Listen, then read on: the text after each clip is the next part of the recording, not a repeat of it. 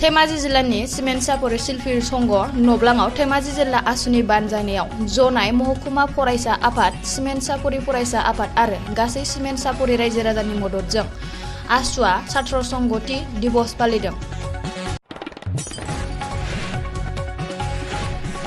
फुंनि 10 रिंगायाव आसुनि आफादगिरि दिपांकर कुमार नाथआ फिरफिला बिर होनानै हाबाफारियाव जागायो। बे हाबाफारिनि उनाव फुंनि 10:30 रिंगायाव मुंख्लंफोरनो बिबार बावो आसुनि गाहाय नेहाथारि शंकर जयति बर'आ। फुंनि 11 रिंगायाव मुंख्लं फुथुल सयखिया आरो मुंख्लं गजन इंथिनो बिबार माला गानहोयो आसुनि गाहाय बोसोनगिरि डक्टर हमुजुल कुमार भट्टाचार्यआ।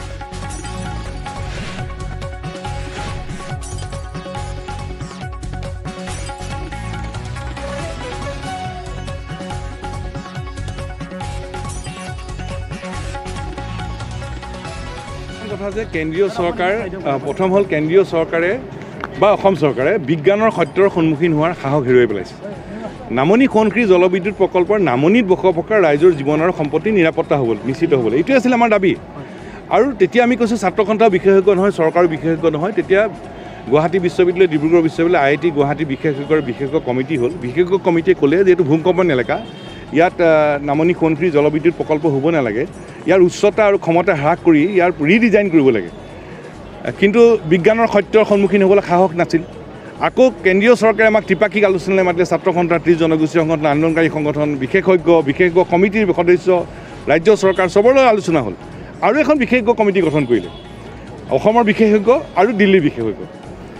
আৰু আমি কৈছিলোঁ যে অসম দেশ বিদেশৰ বিশেষজ্ঞৰ মাজত আলোচনা হওক, কোনটো বিজ্ঞানসন্মতভাৱে উচিত, শুদ্ধ কোনটো, এইটো ঠিক কৰি ল'ব লাগে।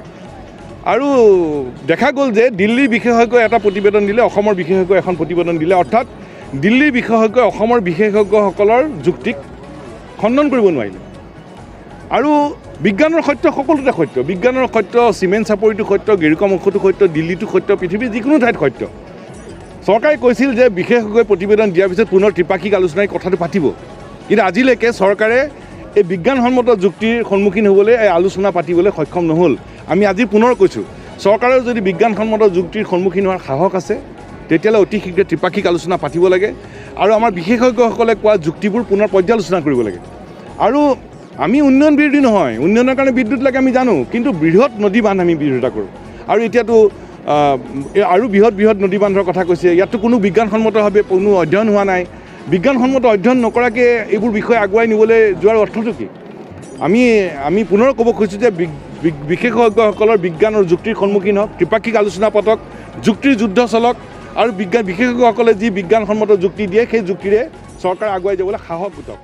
আমি যিসকল ছাত্ৰ ছাত্ৰী বিশেষ স্থান পালে উত্তীৰ্ণ হ'ল সকলোকে অভিনন্দন জনালোঁ। আৰু যিসকলে আশা কৰাৰ ধৰণে ফলাফল পাব নোৱাৰিলে তেওঁলোকক মনোবল শক্তিশালী কৰি আগবাঢ়ি যাবৰ কাৰণে আমি আহ্বান জনাইছোঁ।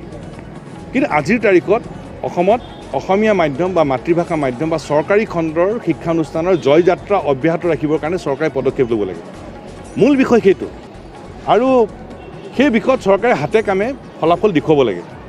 এতিয়া উপায় কি? উপায় আছে। উপায় হ'ল এতিয়া নাকে আহি আমাৰ বিশ্ববিদ্যালয় মহাবিদ্যালয়বিলাক শৈক্ষিক পৰ্যবেক্ষণ কৰে। ফলত আমাৰ মহাবিদ্যালয় বিশ্ববিদ্যালয় উপকৃত হৈছে, আমাৰ শিক্ষক শিক্ষয়িত্ৰীসকল উপকৃত হৈছে আৰু আমাৰ ছাত্ৰ ছাত্ৰীসকল উপকৃত হৈছে। আমাৰ বিদ্যালয়সমূহৰ ক্ষেত্ৰত কি কৰিব পাৰি? আমি সদৌ অসম ছাত্ৰ সন্থাই চৰকাৰক আমি আহ্বান জনাই আছোঁ, আজি পুনৰ আহ্বান জনাব খুজিছোঁ। অসমৰ বিদ্যালয়সমূহৰ কাৰণে অসম চৰকাৰে অতি শীঘ্ৰে এখন বিদ্যালয় মূল্যাংকন আয়োগ, স্কুল এছেছমেণ্ট কমিটি এখন গঠন কৰিব লাগে, কমিশ্যন এখন গঠন কৰিব লাগে। অসমৰ বিশিষ্ট শিক্ষাবিদক লৈ এই বিদ্যালয় মূল্যাংকন আয়োগ, স্কুল এছেছমেণ্ট কমিশ্যন গঠন কৰক নাকৰ আৰ্হিত। আৰু তেওঁলোকক স্বতন্ত্ৰভাৱে বিদ্যালয়সমূহক মূল্যাংকন কৰি পদক্ষেপ ল'বলৈ তেওঁলোকক ক্ষমতা দিয়া হওক। আৰু মই ভাবোঁ যে নাকৰ দৰে যদি অসমত বিদ্যালয় মূল্যাংকন আয়োগ, স্কুল এছেছমেণ্ট কমিশ্যন হয়, আমাৰ বিদ্যালয় উপকৃত হ'ব, শিক্ষক শিক্ষয়িত্ৰী উপকৃত হ'ব, আমাৰ ছাত্ৰ ছাত্ৰীসকল উপকৃত হ'ব, অসমীয়া মাধ্যম, মাতৃভাষা মাধ্যম আৰু চৰকাৰী শিক্ষানুষ্ঠানৰ জয়যাত্ৰা অব্যাহত থাকিব। ছাত্ৰ সন্থাই কৈছোঁ কাৰণে চৰকাৰে সন্মানৰ বিষয় হিচাপে ল'ব নালাগে। ছাত্ৰ ছাত্ৰীৰ মুখ চাই ছাত্ৰ ছাত্ৰীৰ মংগলৰ কাৰণে এই সিদ্ধান্ত অতি সোনকালে গ্ৰহণ কৰি কাৰ্যকৰী কৰিবলৈ আমি আহ্বান জনাইছোঁ, দাবী জনাইছোঁ।